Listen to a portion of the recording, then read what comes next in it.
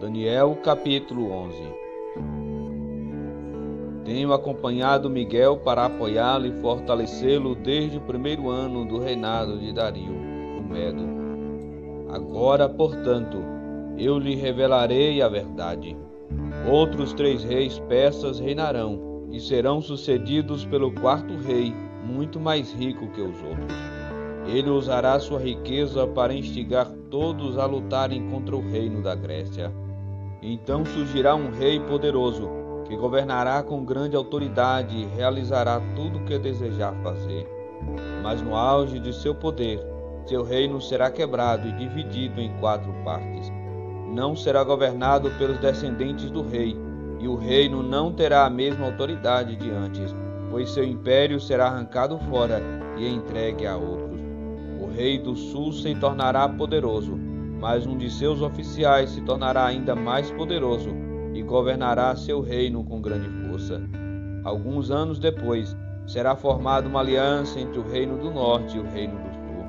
A filha do rei do sul se casará com o rei do norte para garantir a aliança, mas tanto ela como seu pai perderão a influência sobre ele. Ela será abandonada, junto com aqueles que a apoiam. Mas quando um de seus parentes se tornar o rei do sul, ele reunirá um exército, entrará na fortaleza do rei do norte e o derrotará.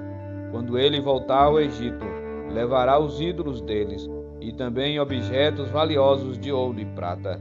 Por alguns anos deixará o rei do norte em paz. Mais tarde, o rei do norte invadirá o reino do sul, mas logo voltará para sua terra. Os filhos do rei do norte, porém, reunirão um exército poderoso que avançará como uma inundação e levará a batalha até a fortaleza do inimigo. Enfurecido, o rei do sul sairá para lutar contra o grande exército reunido pelo rei do norte e o derrotará. Depois que o exército inimigo for vencido, o rei do sul se tornará orgulhoso e executará muitos milhares de inimigos. Sua vitória, porém, não durará muito tempo. Alguns anos depois, o rei do norte voltará como um exército bem equipado, muito maior que antes. Nessa ocasião, haverá uma rebelião geral contra o rei do sul. Homens violentos de seu povo, Daniel, se juntarão a eles em cumprimento desta visão, mas serão derrotados. Então o rei do norte virá e cercará uma cidade fortificada e a conquistará. Nem as melhores tropas do sul conseguirão resistir a esse ataque. O rei do norte continuará a avançar sem oposição. Ninguém será capaz de resistir-lhe. Ele se deterá na terra gloriosa, decidido a destruí-la. Fará planos de vir com a força de todo o seu reino e formará uma aliança com o rei do sul. Dará sua filha em casamento ao fim de derrubar o reino, mas seu plano falhará. Depois disso, voltará sua atenção para o litoral e conquistará muitas cidades. No entanto, um comandante de outra terra acabará com sua insolência e o fará retirar-se envergonhado. Ele se refugiará em sua própria fortaleza, mas tropeçará e nunca mais será visto. Seu sucessor enviará um cobrador de impostos para manter o esplendor real. Mas de um breve reinado, porém, ele morrerá, mas não como resultado de ira nem na batalha. O próximo a subir ao poder será um homem desprezível que não faz parte da linhagem real.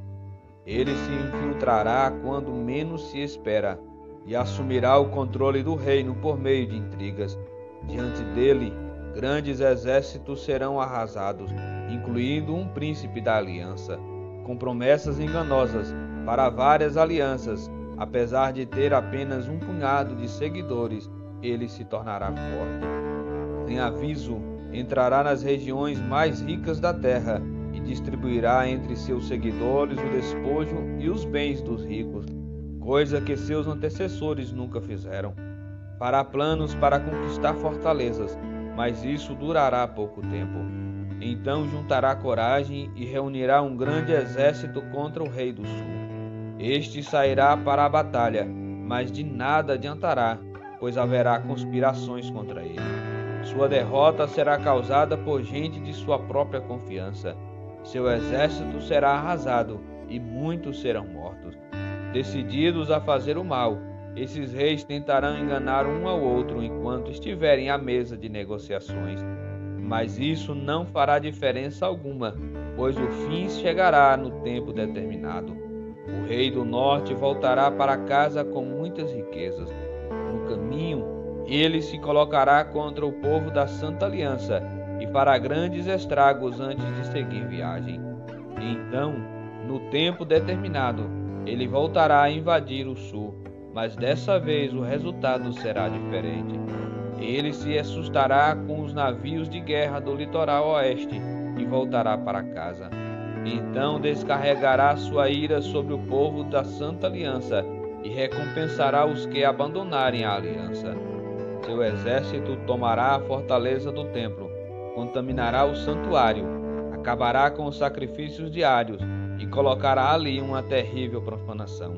Ele usará de adulação e conquistará os que violarem a aliança. Mas aqueles que conhecem seu Deus serão fortes e resistirão. Líderes sábios instruirão a muitos, mas esses mestres morrerão pela espada e pelo fogo, ou serão capturados e saqueados. Durante essas perseguições, receberão pouca ajuda, e muitos que se ajuntarem a eles não serão sinceros. Alguns dos sábios serão vítimas de perseguição, e desse modo serão refinados, purificados e limpos até o tempo do fim, pois o tempo determinado ainda está por vir. O rei fará o que bem entender, se exaltará, afirmará ser maior que todos os deuses e chegará a blasfemar contra o Deus dos deuses. Terá êxito, mas apenas até que se complete o tempo da ira, pois aquilo que foi determinado certamente acontecerá. Ele não respeitará os deuses de seus antepassados, nem o Deus preferido das mulheres, nem Deus algum, pois dirá que é maior que todos eles. Em lugar deles, adorará o Deus da fortaleza, um Deus que seus antepassados não conheceram. E ele dará honras com ouro, prata, pedras preciosas e presentes caros. Dizendo contar com a ajuda desse Deus estrangeiro, atacará as fortalezas mais poderosas. Honrará os que se sujeitarem a ele, os nomeará para cargos de autoridade e dividirá a terra entre eles como recompensa. Então, no tempo do fim, o rei do sul lutará contra o rei do norte. O rei do norte atacará com carros de guerra e seus condutores e com muitos navios. Invadirá várias terras e as arrasará como uma inundação. Entrará na terra gloriosa e muitas nações cairão, mas Moabe, Edom e a maior parte de Amon escaparão. Ele conquistará muitos países e nem mesmo o Egito escapará. Tomará para si o ouro, a prata e os tesouros do Egito, e os líbios e os etíopes serão seus servos. Mas então chegarão notícias do leste e do norte que o deixarão alarmado, e ele partirá enfurecido para destruir e aniquilar muitos. Armará suas tendas entre o Monte Santo e Glorioso e o mar. Enquanto estiver lá, porém, chegará a seu fim, e ninguém o ajudará.